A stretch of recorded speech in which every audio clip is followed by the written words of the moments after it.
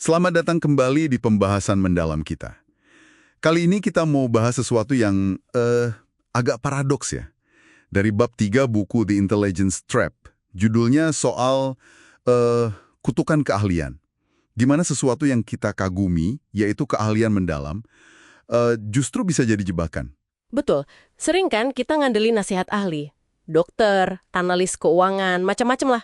Tapi pernah nggak kepikiran kalau keahlian mereka itu sendiri malah bisa jadi sumber masalah? Sumber kesalahan fatal bahkan. Wah, menarik nih. Jadi ini yang disebut kutukan keahlian gitu ya, di bukunya. Iya, atau kutukan pengetahuan. Intinya, gimana pengetahuan sama pengalaman yang seabrek itu kadang malah membutakan penilaian. Malah bikin ada bias tersembunyi, terus jadi susah mikir jernih gitu. Oke. Nah, misi kita hari ini tuh mau bongkar ini. Kenapa sih ahli bisa salah? Bukan karena kurang pinter loh ya. Justru bisa jadi karena kepintaran dan keahlian mereka itu. Agak aneh ya kedengarannya. Iya, penasaran jadinya. Coba deh kasih contoh yang paling ngena dari bukunya. Ada kasus FBI itu kan ya? Nah, itu dia. Kasus Brandon McField tahun 2004 itu. Pengacara Amerika, sidik jarinya dibilang cocok sama pelaku bom Madrid. Padahal tim forensik FBI itu kan, wah, salah satu yang terbaik di dunia loh. Kok bisa salah fatal gitu? Itu dia pertanyaannya. Gimana bisa? Apa mereka kurang teliti? Nah, justru di sini ironisnya. Di buku itu dianalisis, kesalahannya kemungkinan besar terjadi bukan karena kurang ahli, tapi malah karena mereka sangat ahli. Kebayang nggak? Gimana tuh maksudnya? Jadi ribuan jam pengalaman nyocokin sidik jari itu secara nggak sadar bisa bikin bias konfirmasi. Pas mereka nemu dikit kemiripan awal antara sidik jari Mayfield sama yang di Madrid, keahlian mereka itu bikin mereka cenderung fokus ke yang cocok. Terus yang nggak cocok, ya diabaikan aja atau dianggap nggak penting gitu. Jadi kayak maksa cocok gitu loh. Wah, jadi latihan ribuan jam yang bikin ahli itu malah bisa jadi kelemahan ya di situasi tertentu. Menarik banget ini. Terus gimana penjelasan psikologisnya? Ada soal pemain catur itu kan ya di bukunya Adrian de Groot? Persis. De Groot itu nemuin kalau pemain catur Grandmaster, mereka itu nggak mikir tiap langkah satu-satu kayak pemula.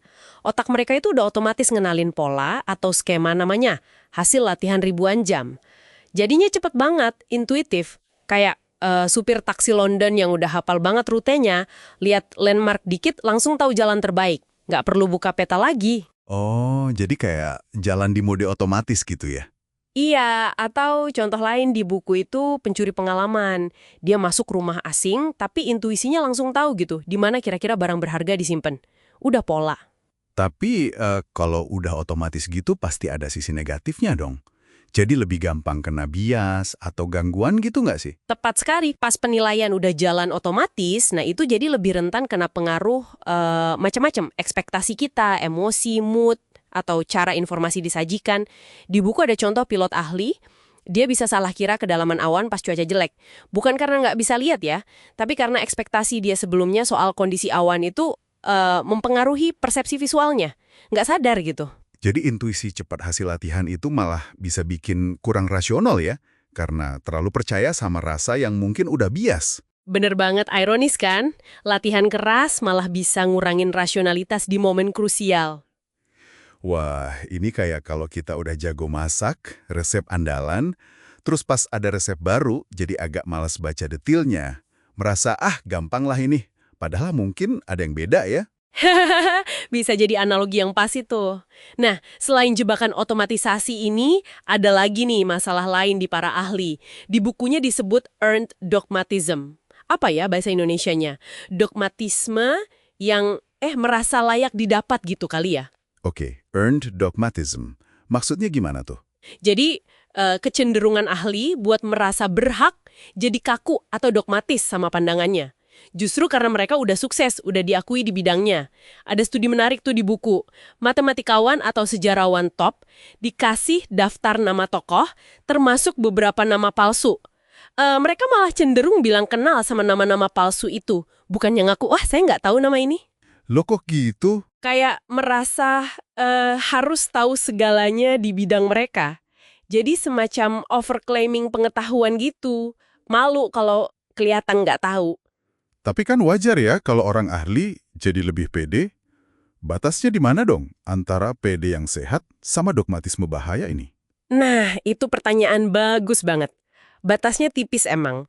PD itu perlu, tapi jadi bahaya kalau udah yakin keahlian di satu bidang pasti berlaku di bidang lain.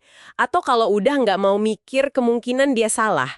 Kayak kata astrofisikawan Chandrasekhar di buku itu, ilmuwan hebat sering salah mikir. Kalau dia benar di satu hal besar, berarti cara pandangnya pasti benar di semua hal. Padahal kan nggak gitu cara kerja sains. Wah, implikasinya gede banget ya. Apalagi di profesi penting kayak dokter, pilot, keuangan, hukum. Keputusan mereka kan menyangkut nyawa atau uang banyak. Betul. Makanya penting banget ya prosedur yang tahan ahli atau expert proof kayak yang disebut di buku itu. Ya, rutin ngubah urutan langkah prosedur pemeriksaan keselamatan. Tujuannya? Biar inspektur yang udah pengalaman banget itu nggak kerja pakai mode autopilot. Nggak ngandelin kebiasaan aja. Biar nggak ada yang kelewat gitu. Jadi dipaksa mikir aktif terus. Oke, jadi kalau kita rangkum nih ya, keahlian itu kayak pedang bermata dua ya. Satu sisi bikin cepat, efisien, intuisinya tajam, tapi sisi lain, ada risiko bias, kaku mikirnya, sama pede berlebihan yang bahaya. Iya, dan kesalahan ahli itu seringkali bukan tanda kebodohan. Tapi ya itu, produk sampingan dari keahliannya sendiri. Susah dihindari kadang. Nah, pemahaman soal kutukan keahlian ini penting banget nih buat Anda para pendengar. Betul, biar kita semua jadi lebih kritis ya kalau terima info dari pakar, jangan langsung telan bulat-bulat. Sekaligus juga jadi pengingat buat diri sendiri, kalau kita lagi ngembangin keahlian, hati-hati juga sama jebakan ini di pikiran kita. Dan ini ngarah ke satu pertanyaan terakhir nih buat Anda renungkan. Kalau keahlian bisa bikin kita siyakin itu padahal salah, mungkin tantangan terbesarnya bukan cuma nambah ilmu atau skill ya. Terus apa dong? Mungkin tantangannya adalah gimana kita dan para ahli bisa terus-menerus jaga kerendahan hati intelektual. Maksudnya? Yaitu, kemauan buat selalu mikir, jangan-jangan saya salah nih. Walaupun intuisi hasil pengalaman bertahun-tahun, rasanya udah mantap banget. Gimana caranya tetap rendah hati gitu. Wah, itu pertanyaan bagus banget buat direnungkan. Gak gampang memang